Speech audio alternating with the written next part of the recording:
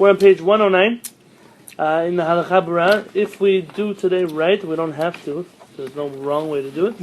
We should, B'ezrat Hashem, be finishing the whole thing today. Yeah, that's true. Wow, it's been a long journey. Baruch Hashem. But there's a side point, obviously, before we start the class. And the tangent is about tangents. Yes, Yeah? a lot of tangents. Last night, after we learned, I was wondering, aside from where did the time go, if it was a good tangent to take. And I still would do the same tangent I did last night. I want to explain to you, I know some people sometimes feel like, stick to the book, we need to finish the book. Learning Torah is a journey. It's a process. It's Yeah. Learning Torah is more than just something you read in a book and you translate. If it was that easy, so we would just need an English copy of this book and everyone could go home and finish what it is. Right. When I learned Torah, I've noticed throughout my life when my opinions changed, when different stances appeared, when different philosophies I was exposed to, different things along, and that's been part of my journey, and I'm sure that throughout my years of learning more Torah, Hashem will send more things that will never derail my journey, but just send me in different directions than I would have thought I was going. But all that is crucial to how you learn Torah. See, it says, Kihem Chayenu, we say in Shema, right? Kihem Chayenu v'ol Chemenu. This is our life and the way we live. Meaning, Torah is not just something you learn, something you read, it's something you experience. And so, very often, the things that I've learned from my rabbis are not the things we studied in class. I don't remember a lot of all the different Shulchan Aruch classes, and the Talmud classes, and rather the different insights, the things that you learn that will then help you on your own develop those skills. So, the idea of taking tangents is to experience things together. When I experience something, I feel like maybe you should experience it too. Maybe you should find it also. And Hashem should light up our eyes in Torah that way. And if you ever find something that's interesting or important or you feel is life-changing, please bring it to us and share it. We'd be more than happy.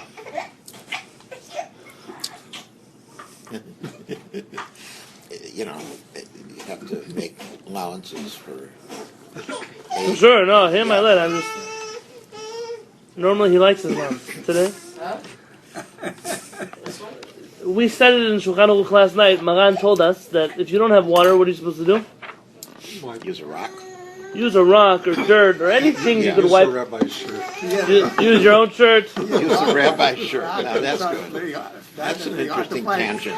It's something that will clean your hands, so to speak. What bracha do you make on this? Not al netilat yadayim, rather the blessing. It sounds like netilat yadayim, but Al yadayim nikiyot. Al nikiyut yadayim. Very nice. Nikiyut. The vowels aren't here, so. Very good. So al nikiyut yadayim, on the cleaning of the hands, not the washing of the hands, because you don't wash anything. And does this work according to the poskim? Are you able to pray after you do this? Pray. Yes. No. Yes. According to the Kabbalists, though, who require you 3 times the water, does this work? No. So did you get rid of the rach ra, the impurity?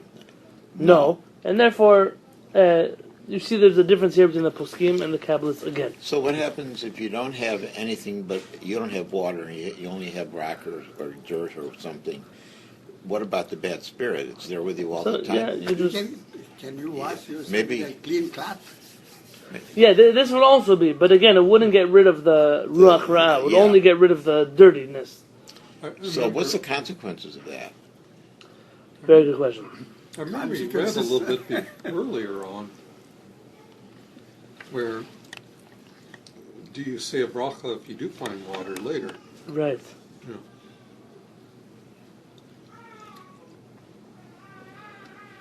Yeah. That's a good question, Bert. Yeah.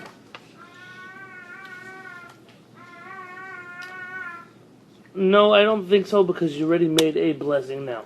That would be my inclination. Yeah, I think the conclusion was because there's a doubt, we don't say a blessing. Oh, we're going to see that also, by the way. Oh, You're on the ball tonight. Okay. Let's see. Im en lo mayim. If a person is 109 and samach vav, you see? Yeah. Oops. 109. It's number 22. 110. No, 109, Yeah. 109. Oh, I We thought- went a page I back thought- 'cause I the thought page you were is- going to, okay. Yeah, 109. Sorry. Samach Vav. You see Samach Vav? Yeah. Im en lo mayim, if you don't have water, kadei litol yadav shachrit, to wash your hands for in the morning. Yikanech yadav, you should wipe your hands, b'midei de menakeh. So anything that could wash, clean your hands. Wash it on it correct. This is based on the Talmud. It says that the Rosh agrees, the Torah agrees, the Shulchan Aruch agrees.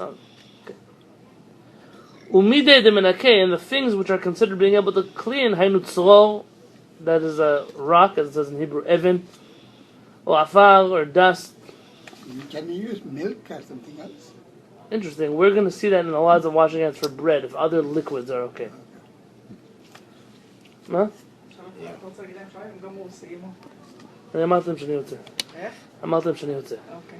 בהצלחה. או כיסם, היא פה עדיין. או כיסם, היא מלחנן, פה באחד החדרים. או כיסם, or a stick, wood, or kotel, or a wall, or korah, or a beam, or mapa, or a tablecloth, or beged kasher, any kind of firm On the fabric. shirt, What? on the shirt or that. Yeah, okay, clothing, anything that you would have.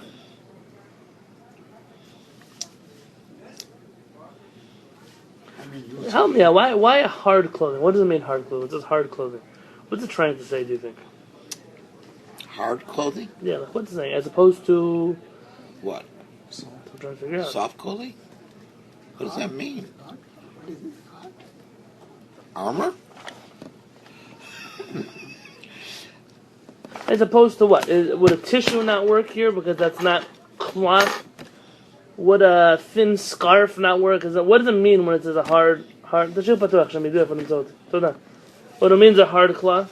Maybe something wouldn't fall apart. Maybe something won't fall apart, okay. I mean, so would a tissue not work then practically? Oh, maybe something's rough, so they'll wipe the ruch off. Here. Well, it's not going to help for the ruchra, so that's not going to work. I'm thinking with you. I don't have a good answer. Well, the thing is, it says anything that can clean. I mean, that's the translation. So where does it say hard? Where does it say? Oh, that's not in the Shulchan Aruch. It's the commentary. I don't know. That comes what from are a the- rabbi called the Ridbaz So what's the source? and the Kesef Mishnah.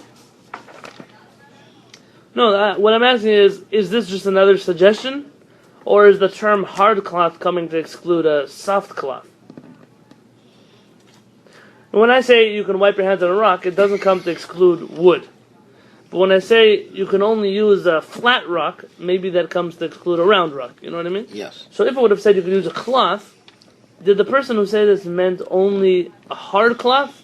Or just he's trying to tell you that's for sure, meaning, let's say this is a hard cloth. It's firm, it's held. Paper cloth. Something that could actually clean your hands, or maybe something. Could there be fabrics that are not so good at cleaning, wiping? Maybe smooth one. Yeah, maybe you couldn't like wipe your hands on it to clean them if you had dirt on your hands. Interesting. My guess. So my thought is, you ever try to dry your countertop with something and the towel is not an absorbent towel? Yeah. Could be could be there's some kind of material that wouldn't clean well. I don't know. That's a good question. All right, something to think about. Yeah. So the top of page 110. Yeah. So let's ask you this question. When I go wipe my hands, I don't have water, so I'm going to go wipe my hands on the wall or on the tablecloth. How many times do I have to wipe my hands? 3 times. I don't know. This is a good question. Yeah. times? Well, it's not in the Shulchan Aruch. Well, the Shulchan Aruch doesn't tell us how many times to wipe. Then bleed your hand. So what do? You go back to other models and say you do it a certain number of times? Tell me the logic why would you do it 3 times?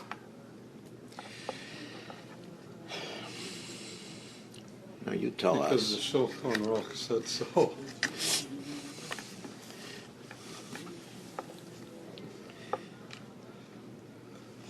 I'm guessing 3 times because once you may have missed, so 2 or 3 times you at least That with water doesn't you cut it. bought. That doesn't- Tell me why somebody would say 3 times.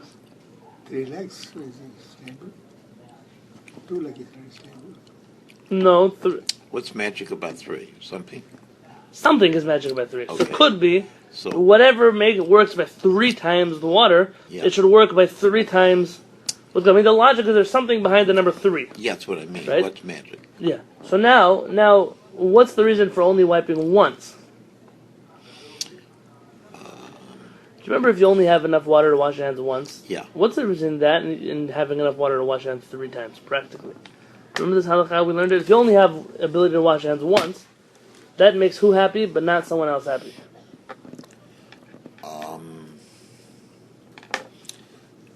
Makes Maran happy, but not Rama.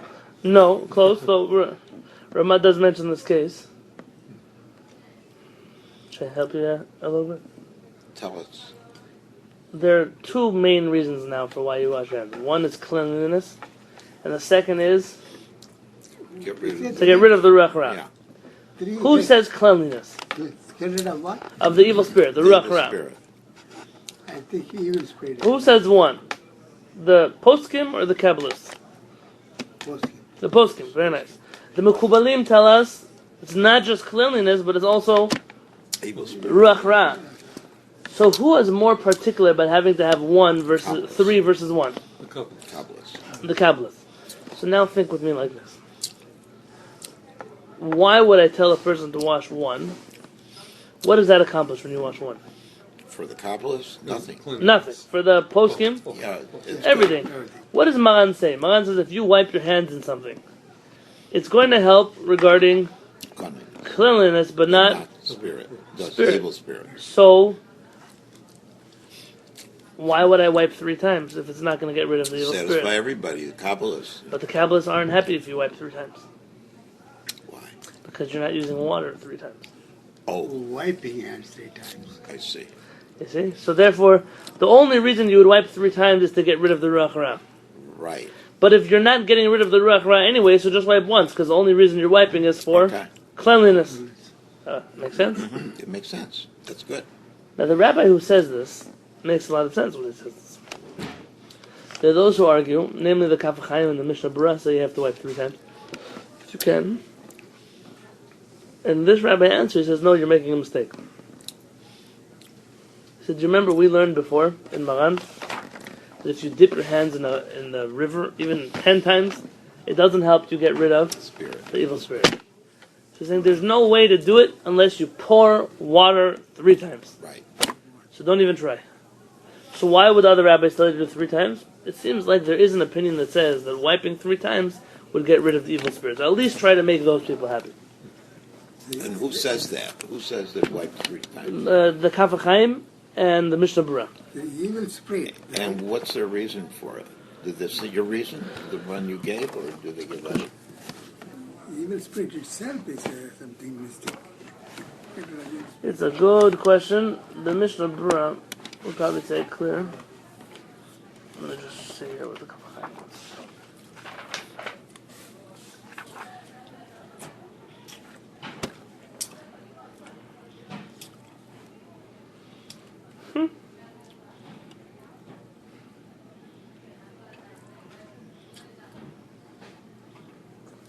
I want to tell you the honest truth.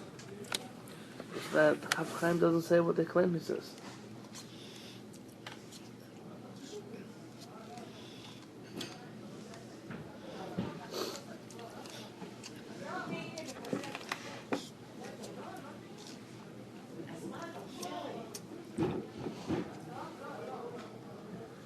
Okay, here's the problem.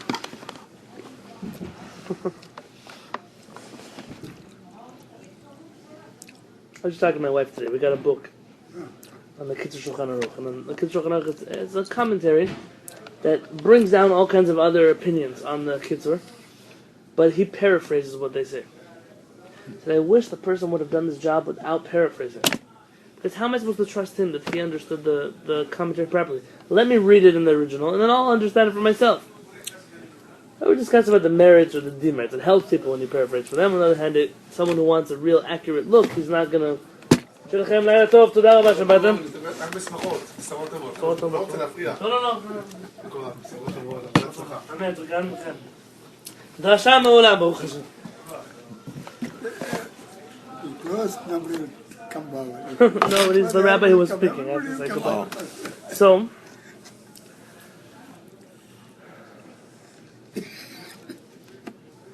when you have someone quote here the KSH and said he says you have to wash 3 times, the KSH doesn't say that here. My opinion is he will spit itself. You mean is a someone mistake. else said that? I mean, Rabbi David Yosef claims the KSH said it, but he didn't say it. But he didn't say it, so that's. But But the KSH does say, look at the Pri Megadim. And the Pri Megadim says it, that you have to wash 3 times. what's the primitive? It's another book. He says the end of this piece is look at the Pri Megadim. So it could be Rabbi David Yosef's understanding that the KSH agrees with the Pri Megadim. Oh, And that's where he got this opinion from. okay. Okay, which is, and I don't feel comfortable to say that the Mishnah Berurah says the same thing, because I didn't see the Mishnah Berurah. And the next time we're learning, we'll put it in my house. What is the basis? It's to get rid of the evil spirit. That's all. Yeah. Yeah. 3 Somebody times. said it is okay. Well, Yeah, it helps. So let's look at this inside. Ve'in sarich, says the Halakha Berurah. See on page 110? Ve'in sarich lekaneach yadav 3 pamim. You don't have to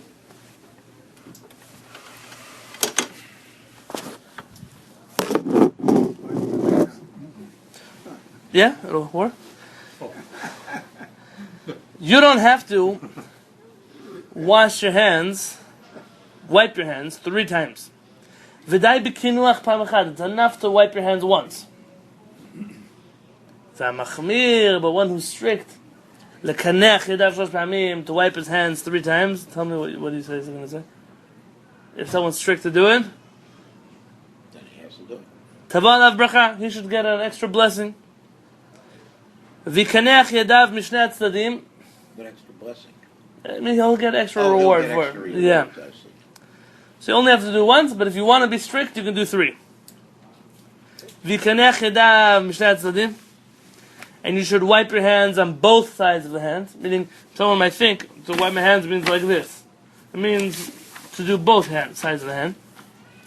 The kaf hayad, uvegav hayad. In the front, in the palm of the hand, and in the back of the hand. And until where do I have to wipe my hand? Wrist. Very nice. Very nice. Add a perek until your wrist. Make sense? So, and that is for getting rid of this evil spirit, or just for clean? Does anyone have a pencil, Benja? Thank you, man. Mainly use spit. Some second part what we do. Cleaning you can do it once. You can do it 5 times. Use spit. Soup? Oh, we already had. Well, Soup? I'll take another one. it's not that I haven't seen this before Soup? tonight. תודה רבה, מוץ. Thank you. No, you have to. Well, It's a we'll bracha. see. It's another one. Soup is not make you. Yeah, יש לך פה. תודה רבה, תסכם בצוות. תודה. לא יפריע לכם הרבה. יונתן, תודה רבה. תודה רבה לך. נסיעה טובה ועד הפעם הבאה. כל טוב, היה ממש יפה בפני, ברוך השם. תזכו למצוות. אתם צריכים משהו איפה שאתם נוסעים, הכל מסודר? אוקיי, ברור. I just didn't want it behind the standard. Just want a little more direct line of sight. Spray away Yahoo. אוקיי, thank you.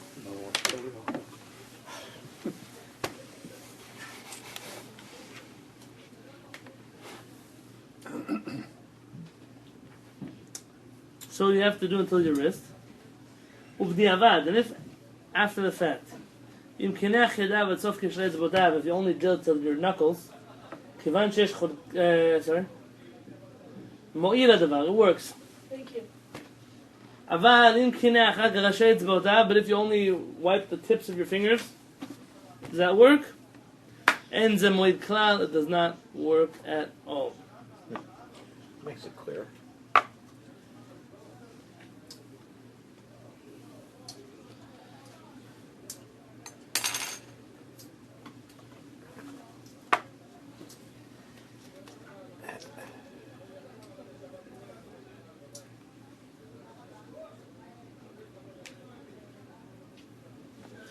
Can I borrow your pencils? Have an eraser. I made a mistake. Oh, here's an eraser. Thank you.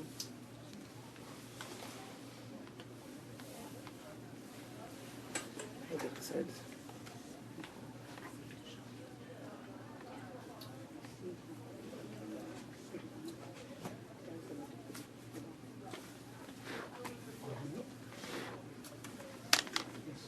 Oh,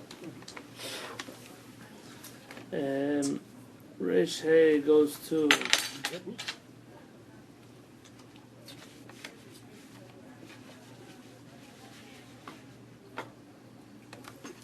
okay.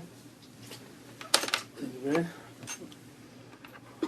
V'yesh omrim, what some say. Now here's the problem with the blessing. We say that whenever Maran says to make a blessing, we make a blessing, right? The Ashkenazim would not make a blessing if someone would argue. Who? The Ramah. Vermont, yeah. Does the Ramah argue here? No. Well, I mean, it's not in here, but It's not here. Now, the Sfaradim have a problem. The Sfaradim, we said that they pretend to follow Maran, but if two people were to argue with Maran regarding a blessing, they would not make the blessing because Safek, Brachot, Lahakel, Sabal. They are, when in doubt as to when you make a blessing, you don't make a blessing. Making blessing is a mitzvah. Yeah. But we can make a blessing, agree or not agree. What do you mean? I mean, blessing is a mitzvah. It's a blessing is a good thing to do. We can't do it whether Rabbi has a different opinion. But some people say not to, so now you're sticking yourself in your head. You might be saying God's name in vain. I mean, saying a blessing is a mitzvah, but not saying God's name in vain is an even bigger mitzvah. When in doubt. So, be quiet. V'yesh omrim, some say, shevarech b'shem u'malchut, they should say with God's name, Berkat asher kidishanu b'mitzvotav v'tzivanu, al nikiyut yadayim. On the cleaning of your hands. V'chen dat Maran HaShulchan Aruch, and this is the opinion of Maran and the Shulchan Aruch. U'mikol makom, but in any case, kevan sheyesh cholkim b'zeh, because some people argue about this, v'sovrim she'en levarech al nikiyut yadayim, that you shouldn't, they say you shouldn't make this blessing. Nachon yoter shelo yivarech klal, it's proper, says Rabbi David Yosef, not to make this blessing at all. Shesafek brachot le'akel, because when you're in doubt as to when you make a blessing, you don't make a blessing. So here you find the Sfaradim are saying it's better not to follow halakha like Maran. I don't agree. Okay, that's what the Sfaradim say.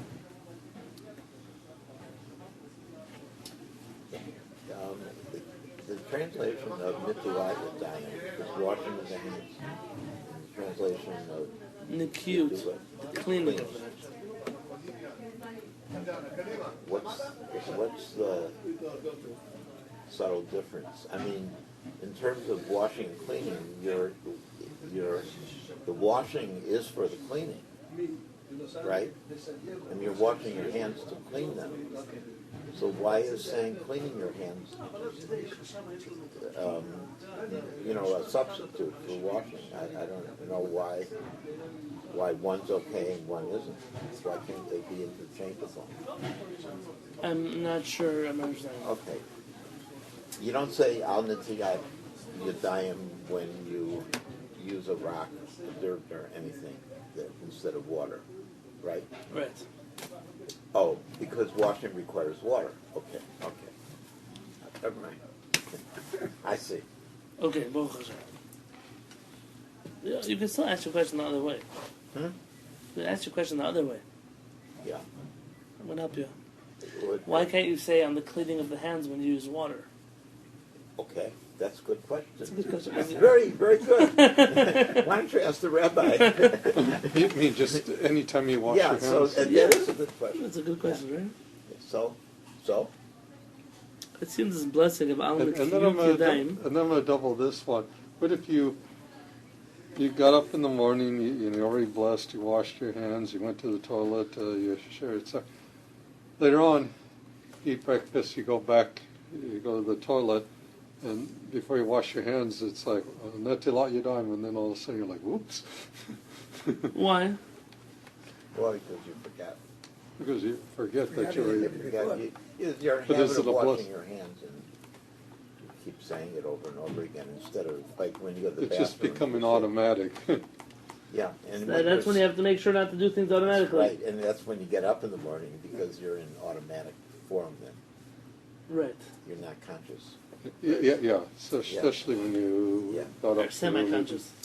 which is probably the reason why you don't say a blessing on getting rid of the evil spirit when you wake up in the morning, because you don't know which thing to say. You're going to say, you just wash your hands, right? Yes. So you don't say a bracha. Is that right? Why wouldn't you know which blessing to say?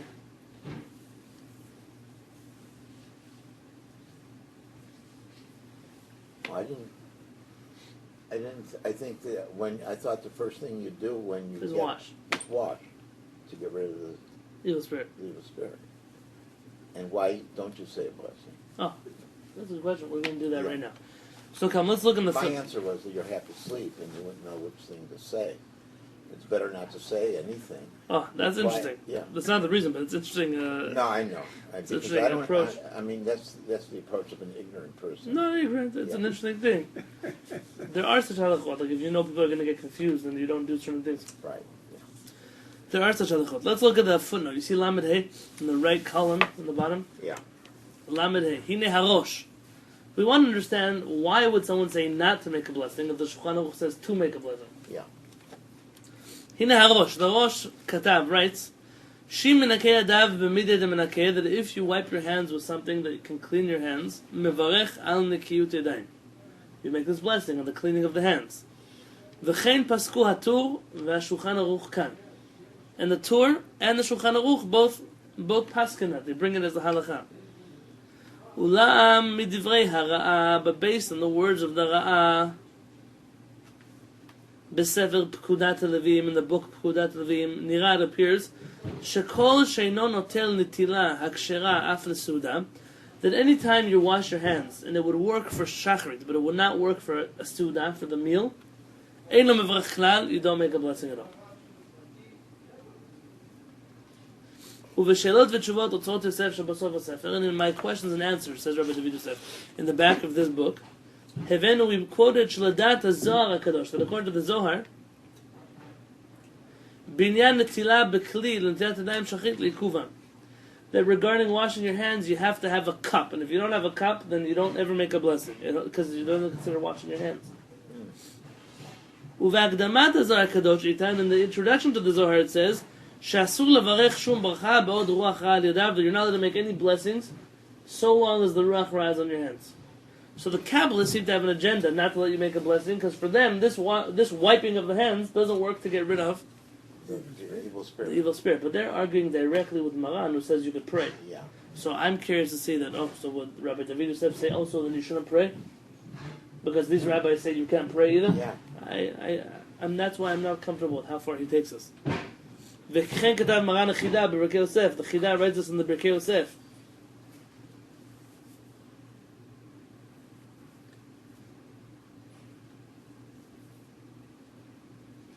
It says, therefore, that's why the Kabbalists tell us that this wiping of the hands doesn't work to get rid of the ruach ra. You cannot say a blessing when you still have ruach ra in your hands, and therefore you shouldn't make the blessing here. I see. That doesn't make sense. Yeah. Because what Rabbi David says doesn't say that you can't pray. That's also blessings. Why just this blessing?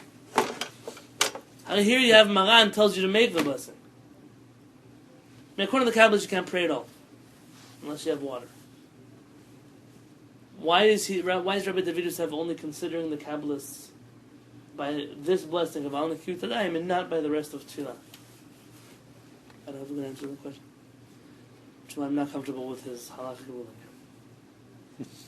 That'll be your assignment for next time. Unless he wants to say that he's following the words of the Ra'ah. The Ra'ah is not a Kabbalist. He tells us that if you don't have it doesn't work for a meal, then it doesn't work for the morning. So, okay, one person against Maran. The majority of the rabbis agree that you would wash hands before praying.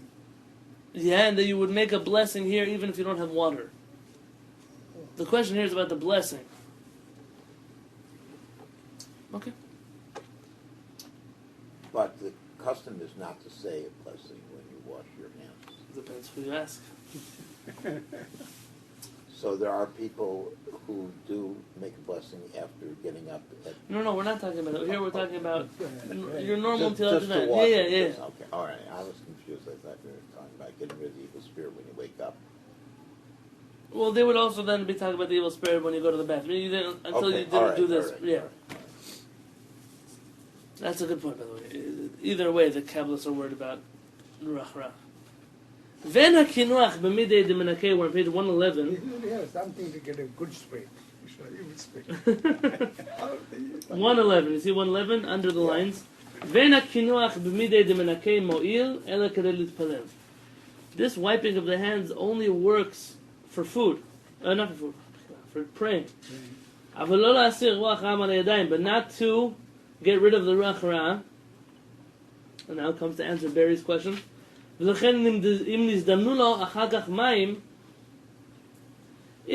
he does find water later, he told Yadav shalosh pa'amim l'sirugin, he should wash his hands 3 times alternatingly. Lasir haruach ra'am al yadav, to get rid of the ruach ra from his hands. Now, do you make a blessing on this? In all the cases before where you washed your hands first and it wasn't so kosher, and the second time you find water, do you make a blessing the second time? No. Why not? Because maybe. Doubt. Taking God's name. Well, you're in doubt because maybe. Why would he be saying God's name in vain? Here you have water. Everyone agrees you should make a blessing. But maybe the wiping of the hands earlier was Very legitimate. good. Yeah. Very good. Maybe the wiping of the hands earlier Was was good enough, and therefore. You don't have to wipe it out. Then that's Wash it. it. That's it, yeah. Hear that point? It's a very good job. Yeah.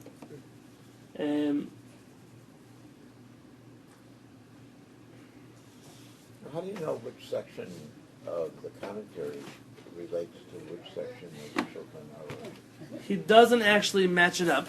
Yeah, I know.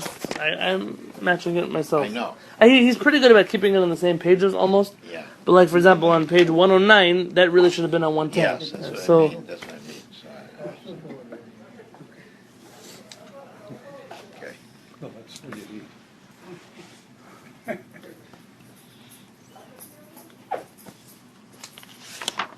are you ready for the last halakha here? Yeah, I'm not only ready, I know it.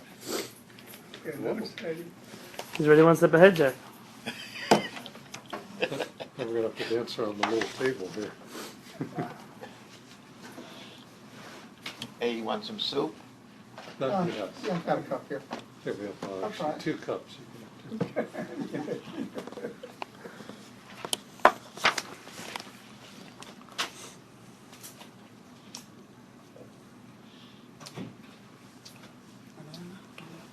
One.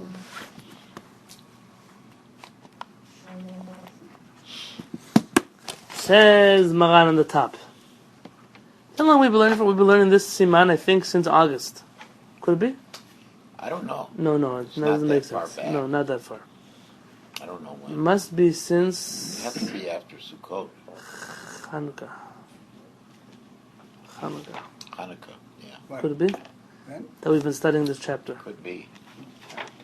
With a lot of tangents A lot of tangents. that are relevant, of course. The next few are, by the way, we're going to have nice, they're nice and short. Says Maran, Lo tiknu netilat yadayim, a rabbi is instituted netilat yadayim, ela lekirat shema v'tfilah, in order to be clean for Shema and Shemona Esrei. Whew, look what he's going to say now.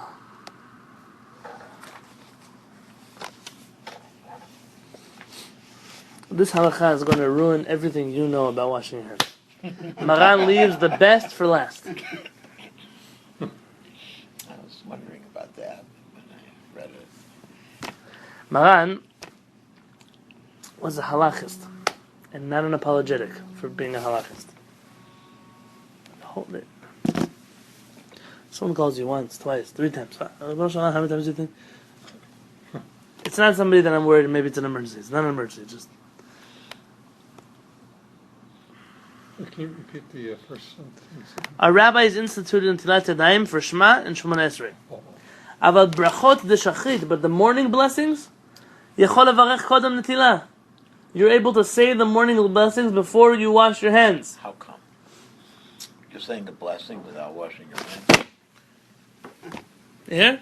Yeah. You hear what Jack just said? it is. That's right. It goes against everything. First thing you do before you do it. What a great way to finish the chapter. Yeah. First thing you do it. We're not done. Thing I do. Ela im ken, unless hu yashen al mitato arom. You're sleeping Arum. naked. Unless you're sleeping naked. Sha'az asur laskir את Hashem ad shenakeh otam, because then you're only allowed to say Hashem's name once you clean your hands. And get dressed. You're not supposed to tell them when you're naked. No. Unless you're John Wayne. You see, Do any of you know the history of the morning in blessings? the woods. The morning blessings were not used. They didn't used to be said all at once. Our rabbis instituted the morning blessings in a chronological order of the things that you do in the morning. When you wake up and open your eyes, you say, Baruch atah Hashem Elokeinu melech haolam, pokeach ivrim, who gives sight to the blind. When you get out of bed, zokef kefufim, when you stand up, Hashem straightens up those. When you take steps, you say the bracha, Amachin mitzadei gaver, who makes the steps of man. When you put on your clothing, when you put on your tefillin, you say, When you say modernity, Alter Yisrael b'tifara, he who crowns the Jewish people with splendor. The whole morning blessing is chronological order. The Arizal, because of his Kabbalistic tendencies, which claims that you're not allowed to say Hashem's name so long as you have not yet washed your hands, said therefore you wait until after you wash your hands to say all the blessings together. But according to the basic halakha in the Talmud, it's obvious that if right when you open your eyes you make a blessing, that what is it obvious? Can you say a blessing without washing your hands? According to that view, yes, you No. can. Yes. Yes. And you already learned this, you just didn't pay attention when you learned it. Because I didn't tell you to pay attention. That would have helped. When you wake up in the middle of the night and you want to drink something, you want to say a blessing, do you have to wash your hands first? Oh, you're making it just in time. The ship is now sinking. No. No, we're finding a new way to float. Anything that floats your boat? Stay afloat. Don't sink. Let me grab a chair. There's a chair right here. Normal. Sure. Yeah, come around. It feels like Siberia. We can turn it off. They turn it on for the class next door. The couple. Okay, sorry. No, it's okay, Baruch Hashem. I just saw, there was a film we had to see called The Get. Quite Oh, yeah. It's about a bed din in Israel. Huh. It's all Moroccans, all Moroccan actors. And, It's a good film. it's excellent. Okay, tell me about it afterwards. Yeah. So, B'ezrat Hashem, Maran is now telling us that technically you're allowed to make all the brachot before you wash your hands the first time. The only time you're not allowed to say Hashem's name is in Shema and the Shemona Esrei. Yeah. So now everything we're saying, I told you once, if you wake up in the middle of the night, you're allowed to make a shakol ne'abivero in the water without washing your hands. That's because Maran is of the opinion, like the Talmud, that you can make a blessing without washing your hands, just not the blessings of Shema and Shemona Esrei.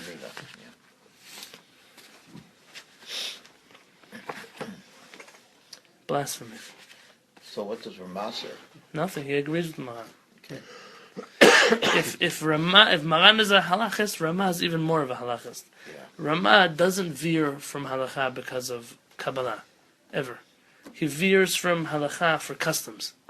And very often it's not him veering. I could prove many times that Ashkenazim do something like the Ramah But the Ramah himself didn't do it. The Ramah just says, and the custom is where I live, that they do opposite. It doesn't mean Maran does it, or Ramah does it. That just means they're for record's sake, writing something down. Only when the Ramah actually argues with Maran, then it's compelling for an Ashkenazi to argue with Maran. Because there, he disagrees with the Maran. Let's see what Rabbi David Yosef has to say here. Samech Zayin, 111. Ledat Rabim, under the lines. Ledat Rabim, according to many Miraboteinu HaRishonim, from our early rabbis, Umaran Shulchan Aruch, and Maran himself. Yeah, here. I can read upside down. Yeah. Mutar levarech birkot hashachar. You're allowed to say the morning blessings, or Shaar brachot, or any other blessings. Kodem sheitol yadav shachrit, before you wash your hands in the morning. Uviru ken, and they explain this bedat Talmud shalanu, based on our Talmud. What's our Talmud? The Bavel. Bavel Talmud, the Babylonian Talmud, as opposed to Yerushalmi. the Yerushalmi. When we say a Talmud shalanu, our Talmud, we refer to the Babylonian Talmud. Aval, but ledat Zohar Kadosh, according to the Zohar, v'raboteinu hamukubalim, and our Kabbalists, asur levarech kodem tilat yadayim shachrit. You cannot make any blessings before you wash your hands in the morning. Then adds in Rabbi David Yosef his own line. Ulinyan halacha, bottom line halacha, yesh lehorot b'makom hatzorech, you must tell people in times of need, kedat Talmud shelanu, the opinion of our Talmud, v'rov raboteinu harishonim, and the majority of the Rishonim, umaran HaShulchan Aruch, and Maran, shekibalnu horotav, which we have accepted his rulings. So, just to ask a question, in the Sephardic Siddur that you use, are you encouraged to say the blessings first when you wake up and wash, or is No. Like I told you, the Sephardim swallowed the Kabbalah pill. Oh, And so, I see. they definitely won't do such a thing. And that's the minhag. The custom of the Jewish people is to say the blessings together. Yeah. But what it's coming to tell you is something very interesting. Is here Halakha is telling you one extreme, and Kabbalah is pushing you to another extreme. And the Jewish people have ran with the Kabbalah. It's not a bad thing per se. It could mean that we're now on a level of more, not compared to people before us, but it's like already nature to us that we don't say Hashem's name when we're not pure, and we don't. Like it's already part of the way we operate. You would tell a little kid that he can make a blessing before he washes his hands, he wouldn't believe you. It doesn't make a difference who wrote it. Maran wrote it, because it's already ingrained in him, like the Mekubalim. The question here is not should we stop following the Mekubalim. It's just what if it's a time of need, or I don't have water, or whatever it is. In those situations, you're able to make those brachot anyways. And here's my question on Rabbi David Yosef. Remember the previous halakha we just learned? He says you don't make the blessing on the Kehillat Yadayim.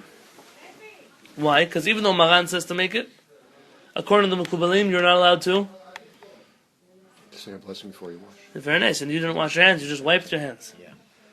So why over there does he say to follow the Kabbalists? And here he tells you to follow the Poskim. Has to do with Reach Ra. Well, you would think, but both of them have to do with the Rechra. He changed Oh, his mind. But the question is, if your hands are clean, you make a bracha, or if it's Reach Ra, whether you make or not. Well, he's saying what we said before, right before you came in, was Maran says you wipe your hands, let's say, in a cloth, and you can say Al Kehillat Yadayim before, and then. Oh, right, we learned that last week. And Rabbi David says no, you don't make that blessing, Al Kehillat Yadayim, because the Kabbalists say you can't make any blessings until you wash your hands with water. But what if? Here he's saying the Kabbalists say you can't make any blessings until you wash your hands, but you should follow the halakha here. Well, let me give you a situation. You're hiking. Yes, This has happened to me a It's few not times. waking up in the morning. There's no water nearby. you just You woke wipe up on in the forest. Well, you're hiking along the forest, and you had to, Sleeping. That's Relieve what- yourself. forget the bathroom. Talk to me about you were camping out somewhere overnight. Okay, in the morning. Okay. Wake up. And, well, you would assume there'd be some water. So, There isn't. yeah. All right, there isn't. So you wipe your hands on a tree, Yes. right? So you can't, according to Al-Pi Kabbalah, you cannot do tefillah or say a blessing until you reach water, but the water is 10 miles up the trail. So there's the risk you'll forget to say the bracha, or you'll miss the time for Kriyat Shema. So let's separate two things. One is, do you make a blessing when you wipe your hands on the tree? On the Kehillat. Maran says yes. Kabbalah says you can't make that blessing Right. because you Even use water. use water, so you can't say Hashem name. Yeah. Which then begs the question: so why did our rabbis institute such a blessing if they knew you couldn't make it? Because you'd only make that blessing in a situation where you don't have water. Keep the water in Yeah. Right? Yeah. That is a Yeah. good question. Keep Do you understand what I We're just giving said a with Jack? hypothetical situation. Yeah. Our rabbis instituted this blessing of Al Nikiyut Yadayim, knowing that that's when you wouldn't have water. Yeah. Yeah. So Then when would you say the what's blessing? there to be overruled then? Well, the Kabbalah say you can't make any blessings, including that one. But if there's a blessing already that exists for They that, said you can't. No, the Kabbalists don't agree. they don't agree with that. Yeah. Right. So, Now the other way around. Now the next step. Now you want to know about praying. Maran says if you wipe your hands on something, you could pray. The Kabbalists say you can't. No.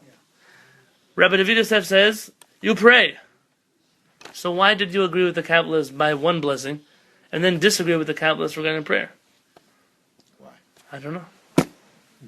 It doesn't say. There's no commentary that you found on this. Now I'll tell you the truth. We could ask Rabbi David Yosef. He's still alive and well. But here is exactly the problem. The problem is when you learn. It's a dangerous thing to tell you. When you learn, you have to know when to say this is right, and this is incorrect. And it does not do damage to the author of a book when you say it's incorrect.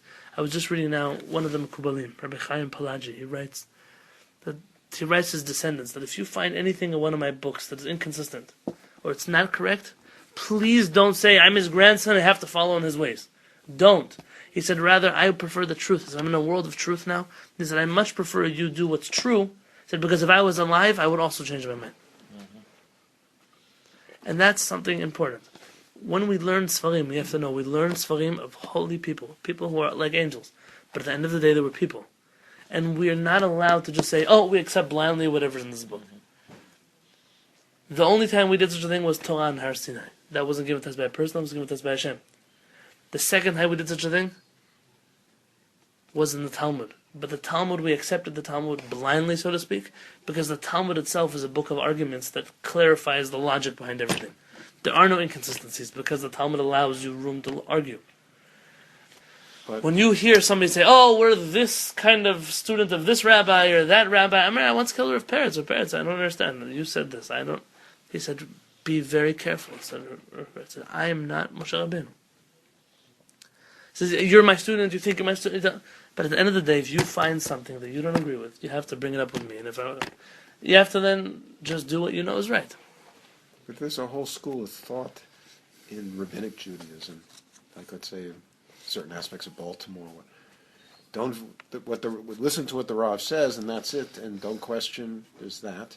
On the other hand, you have, again, I don't remember the Hebrew, but it says what the rabbis say: don't veer to the left, don't veer to the right. Right. That's talking about a specific situation, right? It's talking about a situation where you don't know. The Torah says, that's a very good point. What you brought up. There is this notion that whatever the rabbis tell you. Now, the rabbis is such a presumptuous term. Whenever I go, but the Gedolim, the great rabbis don't agree with you. The Gedolim, right? I said, which the Gedolim? Tell me your Gedolim. Yeah, you mentioned.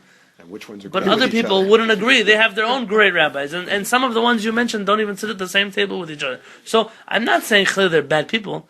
What I'm saying is, using the term the Gedolim, it's a fake card. It's not even a real playing card. We don't have. It's used as a wild card, but it's wild because there's no such thing as the Gedolim. If someone said the Hasidic masters, I can mention to you 10 Hasiduts off the top of my head that refuse to even look at each other. They don't even consider the other ones Hasidim. So tell me about it. So when they say So the Hasidic masters, the Hasidic masters didn't agree on anything. when they say the word Chazal, meaning Our holy Chazal rabbis, teach, yeah. yes. yeah. So are they talking about it in particular? the rabbis of the Talmud. But there's a lot of rabbis. Very nice. Chazal means the majority of our rabbis. So what's the sense? Who's keeping the voting record? In the Talmud will say, you remember the first, no, it's a good question, the first Mishnah in the Talmud is, when do you reach Shema at night?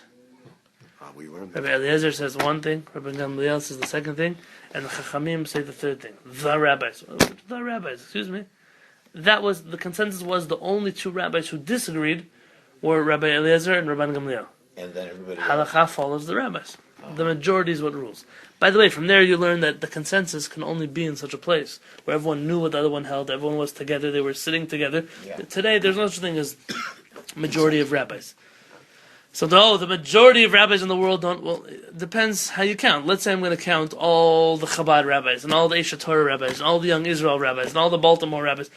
Really, all those Baltimore rabbis follow just one opinion. They're not 500 opinions, they're one opinion.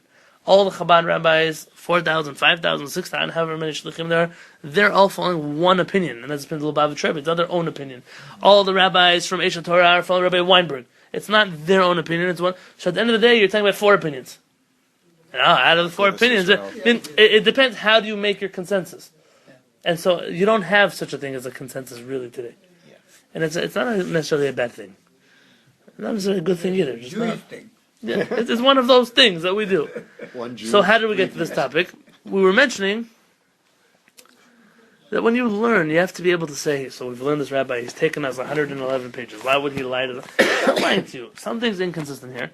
You can go home and try to figure out a way to solve this inconsistency. In my head, I'm already thinking that regarding blessings is one thing. But he doesn't agree with the Kabbalah's way. You're not going to pray today in the morning. Prayer is much heavier than saying a blessing in the morning. Fine, so that's his logic. I don't have to accept that logic. I don't have to. Also, if you look at his language, it could be that he hints that he would follow the Kabbalists anyways, but only in a matter of pressing need. That's what he says. Would you follow the Shulchan Aruch? Which again is a question mark. Why only in pressing need do I follow the Shulchan Aruch? When it's not pressing, I don't follow Shulchan Aruch. Again, these are things. I was once in Rabbi Peretz's library. I open up books, and entire paragraphs are crossed out. It has an X on it, and it says on the side, Lo nachon, it's not true. Whoa. And so you can say, who are you to cross out paragraphs in books? It didn't censor it, you could read it. It just has an X on it. It says Lo nachon. Why Lo nachon? The honor was that Rabbi Peretz still learns that book, just not that chapter from the book, not that paragraph from the book, because that paragraph he used incorrect. And instead what he's saying is, you can learn from everyone, just there are times where you have to say, this opinion, it's an interesting opinion. You know, the Satmar Rebbe, Alav Shalom. You know what the Satmar Rebbe was famous for? He's a Holocaust survivor. He did a lot of chesed for the Jewish people. Unfortunately, we talk a lot about the side that we critique, but not enough about the side he did very good. And my wife's grandfather was once by the Satmar Rebbe camp. They had a camp up in the mountains, and they took care of him for a whole Shabbat. He was a visitor from Israel, and they sang with him, and they gave him food and a house. And Nice camp, nice yeah, they're very nice. very put together. And so he came to the Satmar Rebbe and said, I really enjoyed being in your summer camp. You guys do so much chesed. And the Satmar Rebbe started crying. I said, why the newspapers, the Jewish magazines, they only talk about my opinion on this and that, but they don't tell you what it's like to actually do a Shabbat with Satmar. They don't tell you about that. There's the positive stuff is not worth reporting. But the Satmar Rebbe's flagship, what's a flagship issue? His flagstaff issue? What do they say? What's his main issue? Was against Israel. Zionism, the state of Israel. He was a vehement opponent to the state of Israel. He believed the state of Israel was a secular government, it's a secular movement, Zionism. It comes to undermine Torah, mitzvot, the whole thing. In his book on the state of Israel, or the not so much the state of Israel, he has a whole book there that you're not allowed to speak Hebrew. That Hebrew is an impure language. I just now heard a recording from a Satmar classroom where the rabbi said that Mordechai, because he was in the Sanhedrin, he understood all the languages. Spanish, English, Latin, German, some languages I don't even think were around at the time of the story of Purim. He said, but Hebrew he didn't understand. Because Hebrew is an evil language. Wow. Okay, so, but Yeah. it was such a strange thing to hear. So in Satmar, only Yiddish. But he wasn't saying that Lashon Kodesh. He was saying that. He claimed Lashon HaKodesh, meaning the written Hebrew Torah is one language, and Ivrit, the evil Zionist Hebrew, is a whole different language. One way it is. not really. Well, no, I'm being symbolic. Metaphoric. We'll talk about secular things. Okay, they refer to They have words different- for ice cream different and things. words. The mistake was by the Satmar Rebbe. He spoke Yiddish, but we didn't stop speaking Hebrew ever. In my family, we wrote in Hebrew, we spoke in Hebrew, we lived in Hebrew. We were living in Arabic countries. We spoke Arabic also, and French also, and Spanish also, and Ladino also. Fine, but we still were very fluent in Hebrew. The fact that someone came and a little bit redesigned the Hebrew language, added a few words that, atomic bomb, it doesn't say it in the Tanakh anywhere. So someone has to make it up. Right? That isn't enough that I would consider it a different language. So in other words, there's one Hebrew, and it's the biblical Hebrew. The biblical There's Hebrew. no other Hebrew that could substitute for that or go along with it. I have to believe, though, that in the times of King David, they spoke Hebrew also, not just the words that were written in the Bible. So biblical Hebrew is a misnomer, not really biblical Hebrew. There's the Hebrew of the Bible, yes, just like there's English of Shakespeare, but doesn't mean that nobody else spoke English. Right. Right? Right. Ivrit and Lashon HaKodesh are not necessarily two different things. But okay, I'm not. The Satmar Rebbe's whole book on the evil of speaking. If you speak it, all the tumah in the world goes to you, and all the. Okay, Then what would be his answer to that? If they spoke the vernacular, the Hebrew was the vernacular, they spoke it to one another, which they did, then he would say it's not kosher. I don't have his answer, but I could suggest an answer. The Satmar Rebbe, the way he spoke Hebrew, and the way they speak Hebrew in Israel, sound like two different languages. Uvini, Molkaini, and all kinds of... It's a different language. When my grandparents came to Israel, it sounded pretty much the same, aside from the fact that these, Europeans didn't know how to say hayt, They didn't know how to say ayin. They just said ayin, right? They're like an aleph. Fine, but it wasn't enough to consider a different language. But when you came from the shtetl in Hungary, and you came to Israel, and you heard... There was a man from Young Israel, here in San Diego. I was once with him at a funeral. We were burying somebody who didn't have any money to be buried. And he told me that his mother was from Hungary. I don't remember his name. His mother was from Hungary, and she moved to America, like a real Hungarian Hasidic lady.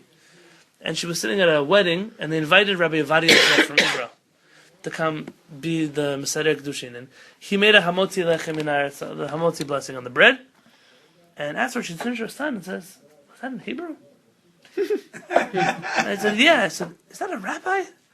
Is he Jewish though?" And she said, "Yeah, he's Jewish." He must not be Orthodox. Like that was her, because she never in her life heard someone say "Hamotzi lechem min haaretz." Never heard in her life. She always heard "Hamoitzi lechem min haaretz," right? Like a Hasidic, but that's how she heard it. So what are you going to expect? I can expect there was a lot of that going on there that made it feel very different. A lot of provincial. Yeah, I remember once I had a Russian janitor in yeshiva, and one of the rabbis came to him and said, he was Israeli, he was a Russian Israeli, said, "Can you please move the books out of the hallway?" He said, "Ata yachol lahotzi es hasfarim." This poor guy, didn't understand a word the rabbi was telling him. He's like, "What? Ma He says, "Es hasfarim." He looks at me and says, "What is he telling me?" I said, "He means et hasfarim, take the books out, right?" But that could be part of that problem. The reason I'm telling you this story, in every chassidut, or most chassiduyot, like I mentioned yesterday to my ladies in my class, in Lithuanian yeshivot, for example, the Rosh Yeshiva was not the posek of the yeshiva. They had a Rosh Yeshiva and a posek of the yeshiva. The Rosh Yeshiva didn't really deal with halakha, mostly very theoretical areas of Torah. Brilliant, but theoretical. There was someone else who was brilliant and practical, and they didn't ever clash because this one didn't deal in halakha and this one didn't deal in the other one.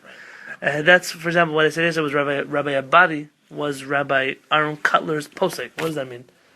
Rabbi Aaron Cutler, of course he had his own halakha, but he wasn't the posek of Lakewood. He had another one that did it for him. In Hasidic groups, they developed a certain thing also. Some Rebbes, for example, the first Lubavitcher Rebbe, or Rabbi Chaim of Sands, the Sanzer Rebbe, these were poskim and Hasidic Rebbes. They were both. But very often, and more often than not, Hasidic Rebbes were, one's the Rebbe, and then they had a Av Beit Din. The head of the Beit Din, he ran the Beit Din, and he was the one who made the halachic rulings. For example, Lubavitch, there was the Lubavitcher Rebbe, and then there's the Lubavitch Beis Din, and there they have the Dayanim there, right?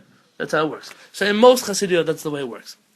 When the Satmar Rebbe wrote this book against the state of Israel, and against Hebrew and the whole thing, so protocol dictates that even though he's the Rebbe, he sends it to the Beit Din for a letter of approval. And he sent it to the Dayan over there. And the Dayan didn't send back a letter of approval. 1 week, 2 weeks, the Rebbe figured he was busy. 3 weeks. After a month, he comes to the Dayan and says, "Where's my letter of approval?" He said, "Oh, Rebbe may give me another week to look at it." Another week. "Where's my letter?" So he says, "Rebbe, let me tell you. If the Rebbe says that this book is a work of halakha, I can't give a halachic approval to it because I don't think that it fits into the parameters of normative halakha. It doesn't follow halachic protocol." He said, he's trying to say it's a mistake. He said, "And if you're telling me, the Rebbe, that it's from Ruach HaKodesh, it's some deep prophetic thing that you have that you know is right, and it's not halakha," he said, "then I don't need to be giving you a haskama on it." And it's true that the Satmar Rebbe printed his books without a haskama from the Beit Din. I won't tell you that the Satmar of Beit Din didn't agree with the Satmar Rebbe, but halachically he couldn't stamp his approval because it wasn't a work of halakha. So did Satmar Rebbe argue with I don't know. Yeah, I don't know how that worked. Yeah, I don't know. You can argue with them. But I'll tell you, You can if he's the Rebbe, he can do whatever he wants. Yeah. But what I was trying to tell you from this story, see, when I learned things from the Satmar Rebbe, just now I saw books from the Satmar Rebbe, all the things that have to do with halakha and Purim and Pesach and Sukkot and Shabbat, why not learn those things? They're valid Torah. But I reach into things, see, because of this, we don't go to Israel. Fine. Let's keep moving. It's not that I'm disrespecting the Satmar Rebbe. No. I'm not removing I'm not saying that for us, we know that there's a different truth.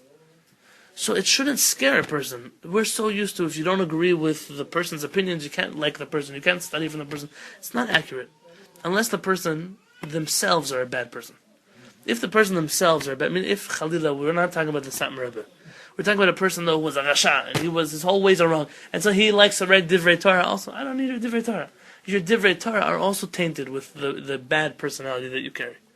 And you have to know how to figure those things out. So here, nothing bad about Rabbi David Yosef, but his logic is inconsistent here, and you're allowed to, put a note here and say, we either follow the Shulchan Aruch all the way, or we follow the Kabbalists all the way, and the only time we would choose some places to follow the Poskim, and some places to follow the Mekubalim, are if you could come up with a good enough rational reason that there's a difference between these two cases, between making a blessing and actually making the rest of the blessings.